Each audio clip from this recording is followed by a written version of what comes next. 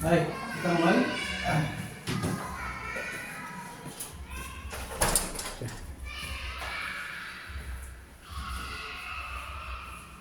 Mari kita berdoa.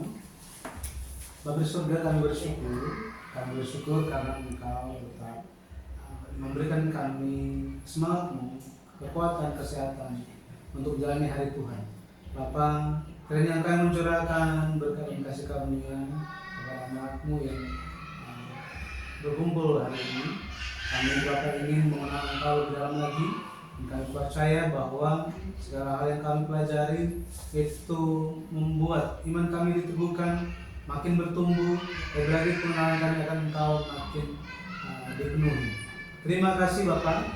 Kami berharap biar Engkau yang akan terus membimbing jemaat-jemaat-Mu supaya di sembahyang selanjutnya pun bisa bersama-sama kami belajar firman.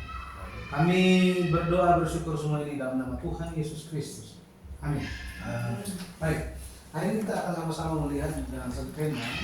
Ini sebenarnya lanjutan yang kemarin, lanjutan yang minggu lalu itu bicara tentang Abraham dan perjanjian suluh. Abraham dan perjanjian suluh, bahwa dari antara banyak tokoh dalam Alkitab, Allah mendirikan perjanjian paling banyak dengan Abraham. Artinya apa? Ada banyak kehendak Allah yang ingin dinyatakan kepada Abraham. Lebih lagi, ada pekerjaan besar dari Allah lewat Abraham, makanya banyak perjanjian didirikan.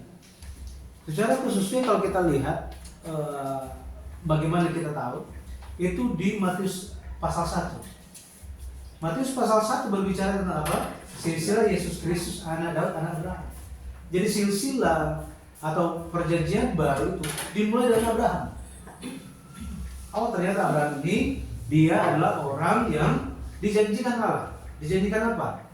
Keturunan dan tanah. Kenapa ini dijanjikan kepadanya? Dikatakan bahwa Allah ingin memulihkan manusia, dan dia akan lakukan itu lewat lewat Abraham. Jadi apakah keturunan dan tanah itu pernah hilang? Pernah. Ya. Allah kehilangan Adam. Ya kan? Allah itu kehilangan Adam. Bayangkan, mau dilatih, dipersiapkan dengan luar biasa, tetapi pada akhirnya dia jatuh dosa. Itu sangat menyedihkan. Lebih lagi, Taman Eden itu hilang dari manusia. Jadi keduanya itu ingin dipulihkan. Bagaimana dipulihkan? Lewat Abraham. Kalau kita lihat isi perjanjian suluh di Kejadian pasal 15, itu berbicara mengenai Allah menjanjikan keturunan dan tanah. Tetapi detailnya ini yang akan kita lihat. Apa sih detailnya? Jadi ya, apa detailnya? Jadi hari ini kita akan lihat bersama-sama mengenai bagaimana perjanjian suluh digenapi. Bagaimana perjanjian suluh itu digenapi. Jadi kita akan baca kembali Kejadian 15 ayat 13 sampai 21. Oke, kita baca 2, 3. Firman Tuhan kepada Abraham, ketahuilah dengan sesungguhnya bahwa keturunanmu akan menjadi orang asing dalam satu negeri yang bukan kepunyaan mereka, dan bahwa mereka akan diperbudak dan dianiaya 400 tahun lamanya. Tetapi bangsa yang akan memperbudak mereka akan kuhukum, dan sesudah itu mereka akan keluar dengan membawa harta benda yang banyak. Tetapi engkau akan pergi kepada nenek moyangmu dengan sejahtera. Engkau akan dikuburkan pada waktu telah putih rambutmu, tetapi keturunan yang keempat akan kembali ke sini, sebab sebelum itu kedurjanaan orang Amori itu belum genap. Ketika matahari telah terbenam dan hari menjadi gelap, maka kelihatanlah perapian yang berasap beserta suluh yang berapi lewat di antara potongan-potongan daging itu. Amin. Oh, masih ada lagi. Ya, kita lanjut aja. Pada hari itulah Tuhan mengadakan perjanjian dengan Abraham serta berfirman, kepada keturunan mula kuberikan negeri ini, mulai dari sungai Mesir sampai ke sungai yang besar itu, sungai Efrat, yakni tanah orang Keni, orang Kenan, orang Kadmon, orang Het, orang Feris, orang Refaim, orang Amori, orang Kanaan, orang Gergasi, dan orang Yebus itu. Amin. Nah, jadi kita lihat di dalam perjanjian Sulu itu, perjanjian Sulu itu pada akhirnya berbicara mengenai apa? Bukan hanya bicara tentang keturunan Abraham saja, tetapi ini bicara tentang orang yang percaya masuk ke dalam kerajaan surga. Makanya kenapa itu disebut sebagai sejarah penebusan atau penyelenggaraan sejarah penebusan? Kita perlu menemukan bukan hanya bagaimana rencana Allah memulihkan manusia, tetapi kita juga perlu menemukan diri kita di situ. Kalau itu cuma cerita lama, ya kan? Kita harus tarik itu ke dalam zaman kita hari ini. Ya. Jadi hari ini kita akan lihat tentang isi perjanjian Sulu itu apa saja dan bagaimana itu digenapi. Bagaimana itu digenapi. Baik. Isinya kita lihat. Yang pertama, secara detail dikatakan di pembacaan kita tadi, Kejadian pasal 15. Yang pertama itu keturunan Abraham akan hidup sebagai budak 400 tahun.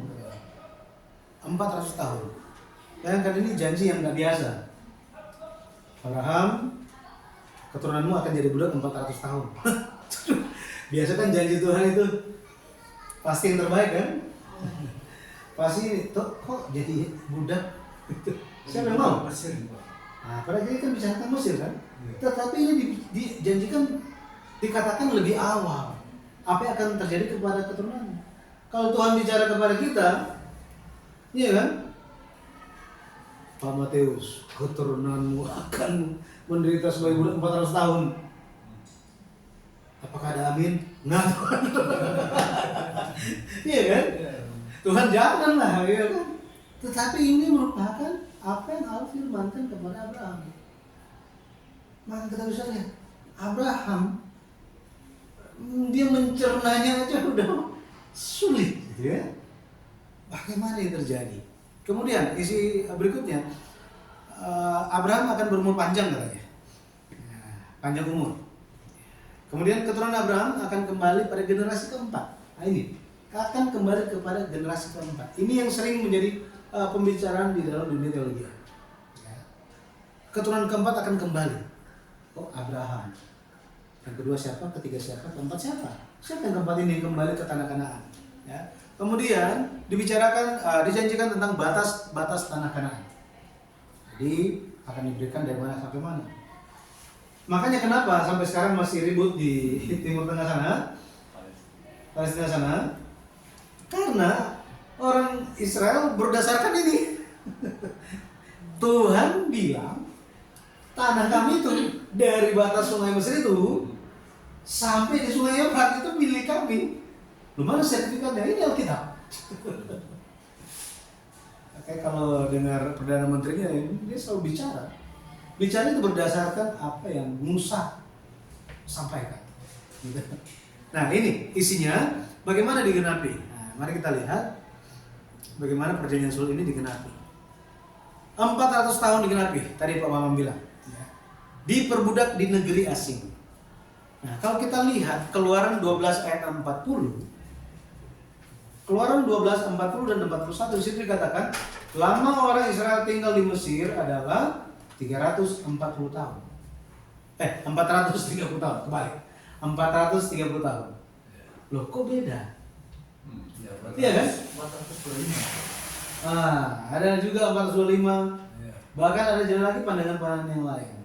Ya, saya ada buku situ dikasih tahu. Pandangan banyak orang tuh berapa banyak itu. Dari zaman 500 tahun yang lalu sudah banyak pandangannya.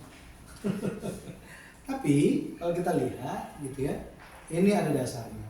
Dan dasarnya adalah perhitungan dalam Alkitab. Ya. Itu perhitungan dalam Alkitab. Nah, di sini 400 tahun diperbudak, tetapi orang Israel di Mesir itu tinggalnya 430. Artinya apa? Kan ada beda kan? Mereka tinggal 430 tahun di Mesir. Tetapi mereka diperbudak itu 400 tahun. Nah, bisa beda ya? Bisa dibedakan ya? Mereka tinggal di sana, ya memang 430 tahun. Tetapi jadi budak itu 400 tahun. Itu beda. Gitu ya. Diduga bahwa 30 tahun itu menunjuk kepada masa ketika Yusuf itu masih ada pengaruh. Sehingga belum diperbudak. Makanya kalau kita baca kitab Keluaran, digambarkan di situ orang Israel bertambah banyak, bertambah besar. Tetapi di saat yang seperti itu, muncullah raja yang baru yang tidak kenal Yusuf. Nah ini, itu di buku kedua seri sejarah penebusan ada. Ya. Jadi digenapi di mana? Ketika orang Israel keturunan Abraham diperbudak di Mesir. Ya. Kemudian dikatakan mereka akan keluar dengan banyak harta. Meskipun jadi budak, tetapi mereka akan keluar dengan banyak harta. Kalau kita lihat banyak harta ini, kita baca di Keluaran itu, Keluaran dicatat bahwa orang Israel mereka kan jadi budak. Apakah budak itu dapat gaji bulanan? Cuma dapat makan aja, iya kan? Itu budak. Tetapi ketika mereka keluar dari Mesir, Allah bayar lunas gaji mereka. Allah membuat orang Israel, orang Mesir bayar lunas, Nah, dari mana kita tahu mereka itu banyak sekali hartanya? Keluar dengan membawa banyak harta. Bagaimana ini digenapi? Kita bisa lihat lewat persembahan mereka waktu kemah suci mau dibangun. Ketika kemah suci itu dibangun, persembahan yang dikumpulkan, emas itu 29 talenta dan 70 sikal perak. 70 sikal. Peraknya itu 100 talenta dan 1775 sikal. Kalau dikuruskan sekitar 10 tahun yang lalu, itu adalah 321 juta 501.000 US dollar. Bayangkan membangun gereja seperti apa? Iya kan? Luar biasa itu. Padahal pada waktu itu loh, di zaman mereka Exodus loh, mereka keluar dari Mesir. Iya kan? Jadi mereka sangat kaya. Kalau kita baca ayat ini, bahwa mereka itu keluar, nggak ada yang bukan orang kecil, gitu. Tidak ada yang tergelincir. Maksudnya tidak ada yang, saya nggak ada apa-apa, nggak ada yang begitu. Semuanya punya. Ini, jadi luar biasa. Ya. Keluar dengan membawa banyak harta. Itu semua digenapi. Nanti bisa baca juga Keluaran 12 35 sampai 36. Di situ Allah berfirman kepada Musa, perintahkan kepada orang Israel pergi ke majikannya, terus apa? Minta. Siapa yang berani?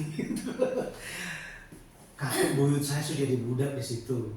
Kakek saya budak di situ, papa saya budak di situ, saya juga budak sementara aktif di situ. Tahu itu jahat sekali itu majikan itu. Mana mungkin saya bilang itu yang emas yang sana batangan itu boleh buat saya saja. Makanya itu semua perlu iman kan. Karena mereka tinggal minta. Mana mungkin saya minta terus dikasih, iya kan? Masuk akal kan? Mana mungkin kita minta terus dikasih. Akhirnya tinggal tunggu siapa yang berani. Ketika dia datang, menurut saya dikasih, akhirnya ikut semua ya. Jadi hartanya itu dari itu. Semua pokoknya dari orang Mesir mereka rampas. Allah merampas harta orang Mesir dan kasih kepada orang Israel. Perintah Tuhan loh. Hah? Perintah Tuhan. Iya, saya baca. Tapi ingat ini jangan di Tuhan memerintahkan. Nah, ini. Merampok. Oke. Jadi kenapa? Karena Tuhan sudah janji kepada Abraham. Keturunanmu akan menjadi budak 400 tahun lamanya. Situlah mereka dimurnikan, mereka dilatih. Tetapi mereka keluar nggak dengan tangan kosong. Ya, banyak harta katanya. Kemudian kita lanjut. Ketika berbicara mengenai Abraham itu akan lanjut usia, panjang umur, itu menunjuk kepada dia mencapai suatu kehidupan yang penuh. Jadi sudah penuh, gitu ya. Bukannya udah tua terus gimana ya? Enggak seperti itu. Tetapi apa? Tahun-tahun kehidupan dia itu seperti Oke, ini udah mulai terisi, udah setengah, kemudian penuh. Nah, itu ada suatu sukacita di dalam hati dan damai sejahtera. Kemudian kita terfokus kepada keturunan keempat. Siapakah keturunan keempat yang akan kembali ke Kanaan? Nah, kita bisa lihat bahwa keturunan keempat ini sebenarnya ada beberapa pandangan. Ada beberapa pandangan. Ada yang menghitung dari Lewi. Ada yang hitung dari Lewi. Oh, keturunan keempat itu dihitung dari siapa? Dari Lewi. Kenapa demikian? Keluaran 6 ayat 16 sampai 20 dan 1 Tawarik 6 ayat 1 sampai 3. Katanya apa? Yang pertama itu Lewi. Kemudian Alkitab catat Lewi dapat Kehat, Kehat dapat Amram. Kemudian siapa yang masuk? Musa. Kembali ke Kanaan. Ada pandangan begini. Oh, berarti apa? Genaplah keturunan keempat kembali. Apakah Musa masuk tanah Kanaan? Tidak masuk Musa. Musa tidak masuk ke dalam tanah Kanaan. Tetapi ada pandangan seperti ini. Pandangan ini tidak tepat. Gitu ya? Kenapa? Karena dimulainya dari Lewi. Dipikirnya begitu. Dari anak Yakub. Kemudian ada juga pandangan yang kalau kita lihat, pandangan yang tadi kan dari Lewi, Amram, Kehat, Amram, Musa. Cuma 4 orang kan? Tetapi di dalam zaman ini, ya, Lewi kan dia masuk Mesir. Dia masuk ke tanah Mesir. Kemudian Musa ini dia keluar dari Mesir. Dalam 430 tahun cuma ada 2 generasi. Ini nggak mungkin. Kenapa? Karena usia seseorang itu dapat keturunan di zaman itu adalah umur 30 tahun. Jadi ketika mereka umur 30 tahun, mereka mulai dapat anak sulung. Kemudian anaknya ini bertumbuh 30 tahun, dia dapat anak lagi. Nah, seperti itu. Ya. Di zaman itu ya, seperti itu. Sehingga 2 generasi dalam 430 tahun itu tidak mungkin. Gitu ya. Ini bisa dibandingkan dengan silsilah lain dalam Alkitab. Dalam silsilah Yosua, ini kan kita ambil patokannya anaknya Yakub kan? Tadi Lewi. Sekarang kalau kita lihat Yusuf dia di Mesir. Kita katakan dia masuk Mesir gitu ya. Yosua dia kembali ke Kanaan. Tapi di antara Yusuf dan Yosua ini ada Efraim, Beria, Resef, Tela, Tahan, Ladan, Amihud, Elisama, Nun. Papanya Yosua. Jadi ada banyak orang kan? Dalam 430 tahun.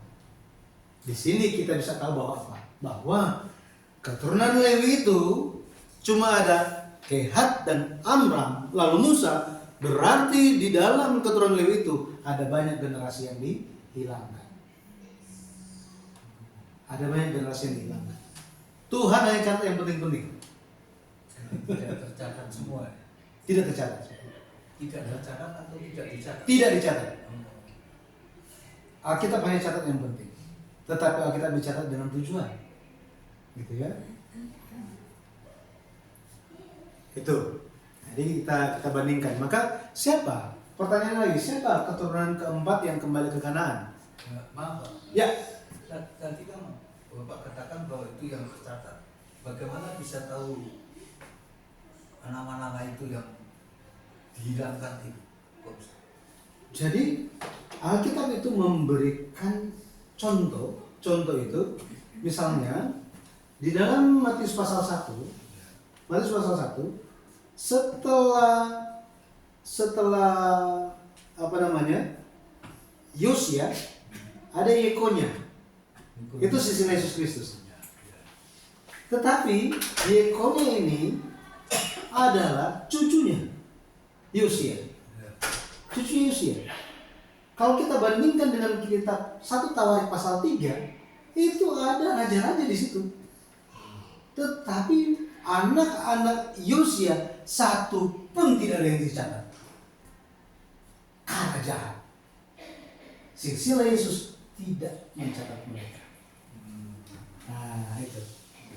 Kemudian Asa, Yosafat, Yosafat, Yoram. Setelah Yoram, Matius, silsilah Matius catat setelah Yoram itu adalah Uzia. Tetapi di antara Yoram dan Uzia ini ada 3 keturunan, 3 generasi ini dihilangkan ini dari silsilah. Padahal ada. Nah, ini keturunan Yusuf dicatat ada banyak orang dari mereka masuk, sejak mereka masuk Mesir sampai mereka kembali ke Kanaan. Banyak kan? Selama 430 tahun. Tetapi suku Lewi ya, yang dicatat itu mereka cuma 2 orang. Iya kan? Maka ada generasi yang dihilangkan.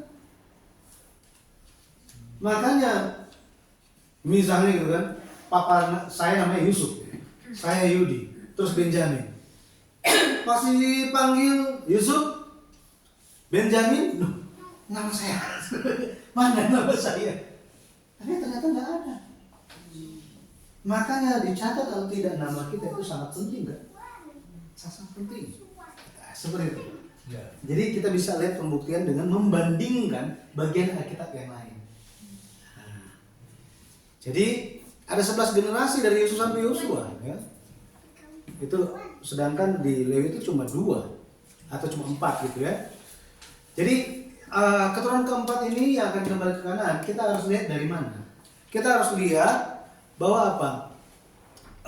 Titik mula itu bukanlah anak Yakub, melainkan kepada siapa itu Tuhan sedang bicara. Dalam hal ini Tuhan sementara berbicara dengan siapa? Dengan Abraham. Kejadian 15 itu kan Tuhan lagi bicara dengan Abraham. Ya kan? Sehingga Abraham adalah titik permulaan. Setelah dia Ishak, kemudian Yakub, keturunan keempat ini siapa? 1 dari 12 anak Yakub. Salah satu dari mereka harus ada yang kembali ke Kanaan. Iya kan? Harus seperti ini. Baru masuk akal. Alkitab memang bicara tentang iman, hal yang ajaib, misterius, tetapi juga masuk akal. Ya.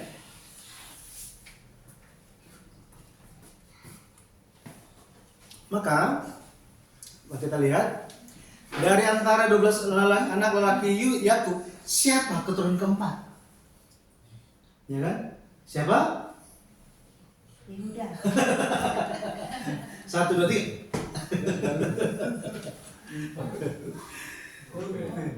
Nah, siapa anak pertama? Ruben anak pertama kan? Anak sulung. Tapi dia anak sulung, ketika Yakub memberikan pesan terakhir kepada seluruh anak-anaknya dan juga bicara apa yang akan terjadi kepada mereka di kemudian hari, Yakub bilang apa? Ruben, engkaulah anak sulung, permulaan kegagahanku. Tapi bukan lagi kamu yang terutama. Waduh. Ternyata apa? Anak sulung bisa dibatalkan. Bisa dibatalkan. Ya. Kenapa? Karena dia telah mengotori pertiduran ayahnya. Dia tidur dengan ibunya, istri ayahnya. Makanya Ruben itu dikeluarkan. Bukan dikeluarkan. Bukan dia lagi yang sungguh. Ya. Setelah Ruben ada siapa? Simeon dan Lewi. Ini anak kedua dan ketiga. Secara urutan ya. Kan ada 12. Iya. Tetapi Simeon dan Lewi, Yakub bilang Simeon dan Lewi bersaudara. Ini selalu muncul. Simeon dan Lewi bersaudara. Simeon dan Lewi bersaudara. Selalu muncul. Tetapi di sini mereka muncul sebagai apa? Orang yang nggak bisa kontrol emosinya. Akhirnya bunuh orang. Bukan cuma 1 orang. 1 kota dibunuh. Gara-gara marah adik mereka diperkosa. Wah, apa bedanya zaman sekarang gitu ya? Biasa emosi ya. Dikit-dikit mati. Teman sendiri pun mati. Orang tua sendiri pun bisa mati gara-gara. Wah, makin kacau. Tapi semua dari dulu. Makanya Simeon dan Lewi mereka jadikan perjanjian sunat itu untuk bunuh orang. Bayangkan, mereka ada di kota namanya Sikem. Nama yang pemimpin di kota itu juga Sikem juga, gitu ya, Sikem, anak pemimpinnya. Terus dia jatuh cinta kepada Dina, itu adik mereka, adik perempuan mereka langsung di mama yang sama. Nah, ketika jatuh cinta akhirnya diperkosa kan, mereka dengar itu, waduh, akhirnya datang itu yang perkosa sama bapaknya. Ya minta maaf ya, ini gini. Yakub cuma ya dia simpen dalam hati, simpen dalam. Kenapa? Karena mereka pendatang di situ, iya kan? Pendatang. Waktu itu ada yang bersuara. Memang Alkitab nggak tulis, tapi muncul suara. Kita kan orang bersunat. Kita nggak bisa berikan anak perempuan kita itu kepada perempuan kita kepada orang yang tidak bersunat. Harus sunat dulu. Terus dari pihak yang ini Sikem ini, oh coba ya kita bicarakan dulu dengan orang-orang di kota kami. Dibicarakan, semua setuju. Akhirnya semua laki-laki di kota itu disunat. Sunat 3 hari lamanya itu nggak bisa bergerak zaman dulu tuh. Sementara mereka sakit-sakitnya, yang datang siapa yang muncul? Ini 2 orang ini, dan mereka bunuh semua laki-laki. Makanya apa? Yakub bilang terkutuklah kemarahan mereka. Terkutuk. Akhirnya apa? Eliminasi mereka sebagai anak berikutnya. Pada akhirnya Yehuda menjadi anak sulung secara jasmani.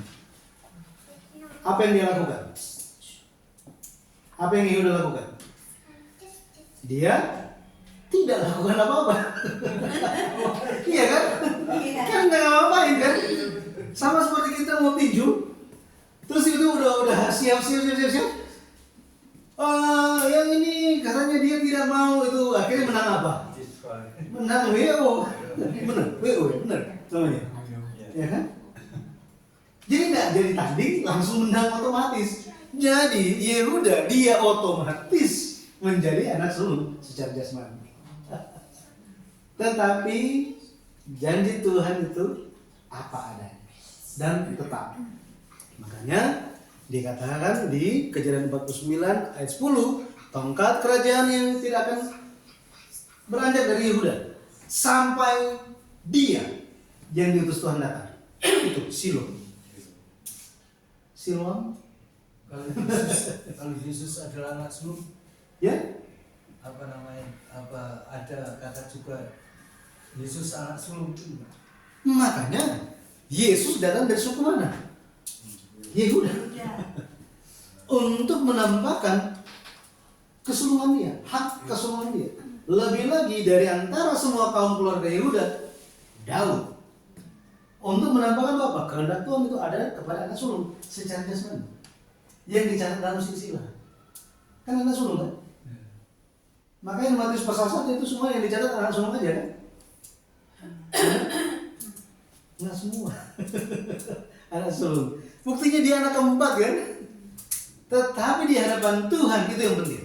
Di hadapan Tuhan dia adalah anak sulung. Nah, gini.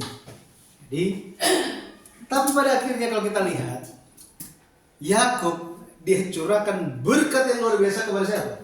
Yusuf. 1 Tawarik 5 ayat 1 sampai 2 dikatakan apa? Dia adalah anak sulung. Alkitab tulis langsung. 1 Tawarik 5 ayat 1 sampai 2. Itu sedang bicara tentang Ruben. Ruben, dialah anak sulung. Tapi bukan dia lagi, gara-gara dia mencemarkan petiduran ayahnya. Memang Yehudalah yang terutama dari saudara-saudaranya. Bahkan salah satu dari antaranya menjadi raja. Ini bicara tentang Daud kan? Tetapi penulis kitab Tawarik, Nehemia dan Ezra yang tulis, mereka bilang apa? Tetapi hak kesulungan ada pada Yusuf. Wah, hebat kan? muncul pertanyaan, apa yang dia lakukan? Iya. Sekalipun 1 Tawarik 5 ayat 1-2, sekalipun tidak tercatat dalam silsilah, tetapi Yusuf dia anak sulung. Wah, hebat sekali. Kita semua kan nggak tercatat dalam silsilah sebagai anak sulung kan? Mirip-mirip dia kan? Berarti boleh dong. Yang penting kita tahu dia lakukan apa, kita juga ikut jejaknya, kita bisa jadi anak sulung. Nah, lebih lagi, apakah Yesus juga datang lewat Yusuf? Apa bukti Yusuf adalah keturunan keempat? Ya. Dan apa hubungannya Yusuf dengan Sikem? Nanti kita akan lihat tentang Sikem ini berikutnya. Tetapi coba kita lihat bahwa Yusuf itu keturunan keempat dan anak sulung, gitu ya. Kan Abraham, Ishak, Yakub, setelah itu Yusuf. Ya, Yusuf. Kita pergi yang paling ujung dulu. Kenapa Yusuf? Yosua, kalau kita baca kitab Yosua, bagian penutup dari kitab Yosua mencatat bahwa apa? Kemudian mereka menguburkan tulang-tulang Yusuf di Sikem. Jadi dari semua anak Yakub, ada 12 orang itu, yang pulang cuma Yusuf. Meskipun cuma tulangnya. Tetapi dia kembali. Dia kembali. Ya. Oh, sampai di mana dia? Oh, udah selesai ternyata. Udah selesai ternyata. Jadi nanti berikutnya kita akan lihat mengenai bukti Yusuf keturunan yang keempat. Kemudian hubungan Yusuf dengan Sikem ini apa? Ada di Gua Makpela, ada Abraham, Ishak, Yakub di sana. Di Hebron kan, Gua Makpela. Nah ini Yusuf kenapa dia satu-satunya ada di Sikem? Lari sendiri. Ini jarak yang begitu jauh dengan Hebron. Nanti minggu depan kita akan lihat petanya. Jauh. Kenapa demikian? Loh, apa pentingnya Sikem ini? Dari semua tempat, kenapa harus ini? Ya. Nah, oke, sampai di sini. Kalau tanya, Silakan. kalau perjanjian sulu yang dimaksud ini, yang Bapak sampaikan itu sebenarnya apa yang bisa diambil pesan dalam kehidupan kita. Jadi perjanjian sulu itu berbicara mengenai, intinya berbicara tentang keturunan Abraham kembali ke tanah Kanaan. Ya. Tetapi untuk kembali ke tanah Kanaan ada prosesnya. Ada prosesnya. Dan salah satu prosesnya adalah diperbudak. Diperbudak. Hari ini kan kita sudah merdeka. Baru kemarin 79 tahun. Diperbudak apanya? Kita sudah merdeka. Tetapi ada yang diperbudak dengan pekerjaannya. Ada yang diperbudak dengan hal duniawinya. Kebebasan. Kebebasan itu kan. Jadi apa yang diperbudak? Kalau kita lihat kenapa? Kalau kita membahas di buku seri ini kan seri sejarah penebusan yang kedua yang ditulis oleh Pendeta Abraham Pak. Kalau kita maju ke seri yang ketiga, di situ membahas kenapa dua zaman. Kenapa zaman perbudakan di Mesir 400 tahun itu dan zaman hakim-hakim 340 tahun itu dihilangkan dari silsilah Yesus. Itu nggak dicatat sama sekali. Sama sekali nggak dicatat. Kalau kita lihat contoh gitu Mesir, kenapa perbudakan Mesir itu dikeluarkan? Itu karena dua hal. Yang pertama, karena di Mesir mereka itu diterapkan sistem namanya 1 minggu 10 hari. Saya waktu susun MTH, saya cari itu kan, jangan sampai ini cuma berdasarkan satu buku saja. Kalau referensi bikin tesis kan seperti itu. Akhirnya saya cari, ketemu. Ketemunya bukan lewat pandangan teologis, komentar Alkitab dan lain, bukan. Tetapi lewat ahli sejarah arkeolog kuno. Dia bilang bahwa apa? Dulu sekitar tahun sekian sebelum Masehi itu di Mesir diterapkan itu 1 minggu 10 hari. 1 minggu 10 hari. Ini cuma 3 minggu. Di zaman itu. Makanya anak-anak Tuhan, keturunan Abraham nggak bisa jaga hari Tuhan. Kacau kan? Itu sebabnya, kita kembali lagi ke dalam Alkitab. Itu sebabnya ketika mereka keluar dari Mesir, Tuhan bilang apa? Sekarang mulai kalender baru. Mulai kalender baru.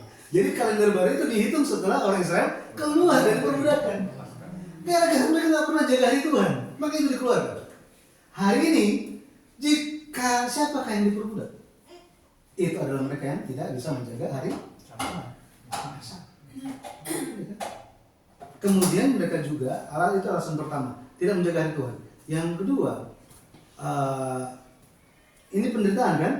Diperbudak 400 tahun kan? Maknanya apa? Ini dalam kehidupan kita sehari-hari juga sulit. Ya, sulit. Sudah ada di dalam ruangan, pikiran juga bisa pergi kemana-mana kan? Nah itu. Jadi ini karena kita masih di dunia. Tetapi kita harus keluar. Nah, ketika dikatakan keluar dari Mesir, apakah kita meninggalkan dunia ini? Masih di sini. Di dalam Alkitab, keluar dari Mesir itu menunjuk kepada meninggalkan dunia ketidakpercayaan dan masuk ke dalam kehidupan padang gurun. Diakan Stefanus di Kisah 7 ayat 38 mengatakan bahwa jemaat di padang gurun, orang Israel dituntun Musa menjadi pengantara antara jemaah, the church of the wilderness, gereja di padang gurun, dengan Allah, untuk menyampaikan firman-firman dari Allah. Jadi ketika mereka di padang gurun, mereka menerima firman-firman Allah. Kitab Ulangan 8, di situ dikatakan bahwa Tuhan membiarkan kamu dilatih di padang gurun ini 40 tahun lamanya, membiarkan kamu lapar, haus, ya kan? Untuk melatih kamu. Apakah kamu bersandar kepada firman Tuhan atau tidak? Kalau hari ini kita dilatih di mana? Kita dilatih di gereja. Di gereja. Di gereja kita menerima firman. Di gereja pun kita dilatih. Iya kan? Susah juga. Susah juga, hati juga susah, ya kan? Capek juga, mengeluh juga. Kadang-kadang memang percaya tetapi kadang nggak percaya juga.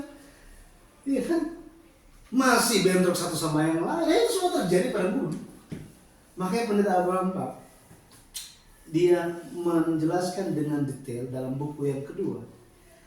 Ada 42 perkemahan di padang gurun, kecuali perkemahan ke-42 sudah di Gilgal, di dalam Kanaan. Nah, perkemahan yang pertama, Sukot, apa yang terjadi di situ? Kepada orang Israel, secara sejarah, maknanya bagi orang yang percaya hari apa? Sukot etang tentangan jido. Kamu siapa enggak?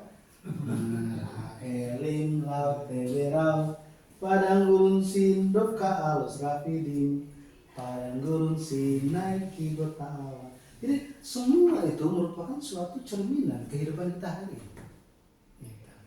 Sebagai suatu pesan. Tetapi intinya apa sih perjanjian Solo itu?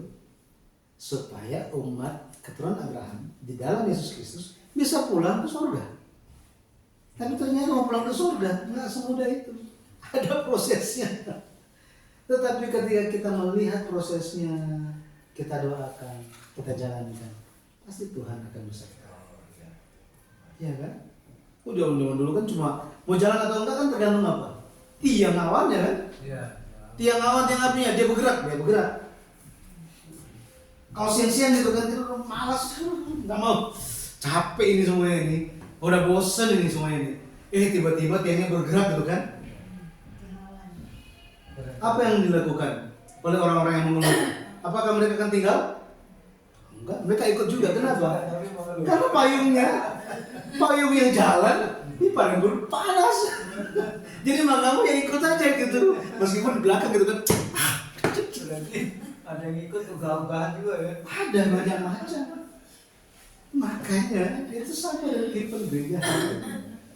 Tetapi meskipun masih seperti itu, tetap ikut, tetap datang, tetap beribadah. Pelan-pelan pada akhirnya ya saling mendoakan, Tuhan akan buka hati.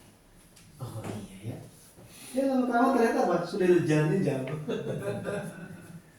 Cuma satu hal yang harus diingat, jangan sampai seperti orang Mesir ke orang Kanan, orang Israel itu, badannya udah tinggalkan Mesir, tetapi hatinya masih di Mesir.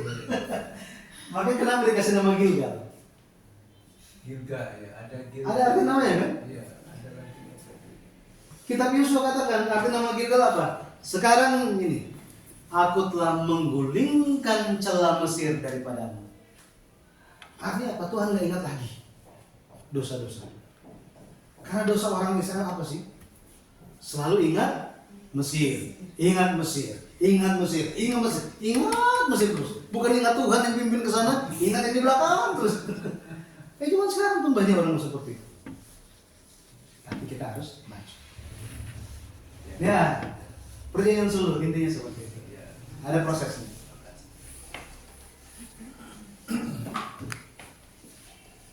Ya, silakan. Sikap itu sama dengan sikap Pak yang dulu pernah sampaikan. Iya, dulu kita pernah sampaikan itu. Ya, kita pernah itu. Nanti coba kita lihat dari sisi yang berbeda. Ya, sisi yang berbeda. Dulu kita pernah bahas Sikem dan Yesus kalau nggak salah. Ya, Sikem dan Yesus. Oke. Mana Yesus oke? Masih kena. Kalau tadi ada Taman Eden itu, sebenarnya Taman Eden itu apakah ada yang bilang bahwa juga di bumi juga? Taman Eden itu ada di mana? Di dekat Sungai Tigris. Kalau lihat Alkitab, Turki. kalau lihat Alkitab itu ada 4 sungai kan ya. Iya. Ya. 2 sungai masih ada sampai hari ini. Jadi secara geografis itu ada.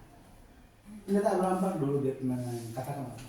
Itu beneran ada, bukannya dongeng, bukannya itu beneran ada di bumi. Tapi kenapa manusia tidak pernah menemukannya? Karena ada yang jaga. Kan Kero dengan pedang yang menyala kan nggak jaga kan? Sehingga sampai hari ini tidak ada yang melihatnya. Nggak bisa lihat. Nggak bisa dilihat. Ya sepertinya saya coba memahami itu lokasi secara geografis, tetapi hanya bisa nanti kita bisa lihat itu setelah kita dipulihkan. Karena itu pada akhirnya kembali secara rohani gitu. Tapi itu ada. Dan pusatnya itu kalau kita lihat itu daerah-daerah dekat Baghdad, Irak. Ya, Turki ya. Turki di bagian atas. Oh, Bagian atas Turki. Iran. Turki Asia ya.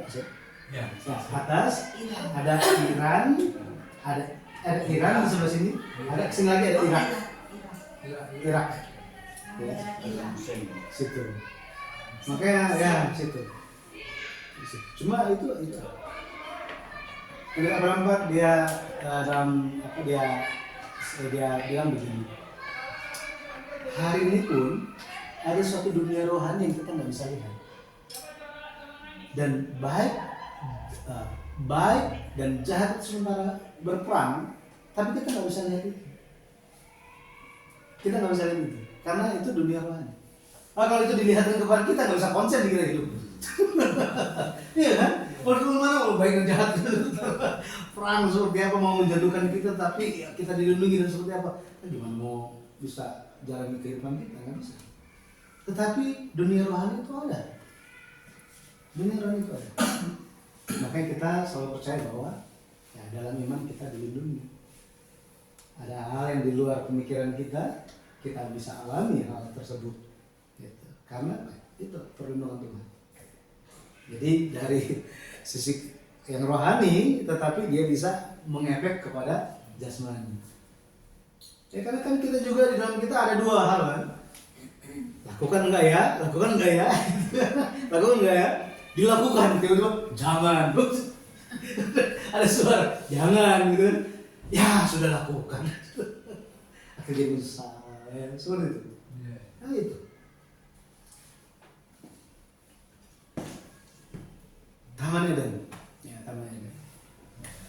Kita harus kembali ke sana. Tapi ya saya juga tahu apakah itu rupanya memang taman atau sebenarnya lebih dari itu atau gimana. Oh, kayak dihilangkan. Ada apa? Coba Baghdad tadi. Dimensi lain, Pak. Itu kan terkenal dengan 1001 malam ya, dongengnya. Ya. Nah, itu mungkin ada sangkut pautnya dari itu. Mengapa sampai Amerika kan terus arahkan ke Baghdad ini untuk menyelidiki tadi itu. Amerika kan banyak orang Israel. Tapi ya sampai sekarang nggak ketemu-ketemu. Iya. Semua hal udah diketemukan itu nggak ketemu-ketemu. Gimana bisa ketemu ya dijaga. Tapi semua itu akan kita bisa lebih lihat lebih jelas ketika kita dipulihkan total oleh Tuhan. Nah sekarang ini kita masih hidup di bumi kayak gini. Satu demi satu. Oke. Baik. Terima kasih, kita tutup doa Bapak kami. Bapak kami yang di surga, dikuduskan namamu, datanglah kerajaanmu, jadilah kehendak di bumi seperti di surga. Berikanlah kami pada hari ini makan kami yang secukupnya, dan ampunilah kami akan salah kami, seperti kami juga mengampuni orang yang bersalah kepada kami. Dan jangan bawa kami ke dalam pencobaan, tetapi lepaskanlah kami dari penyakit. Karena Engkau mempunyai kerajaan dan kuasa dan kemuliaan sampai selama-lamanya. Amin. Terima kasih.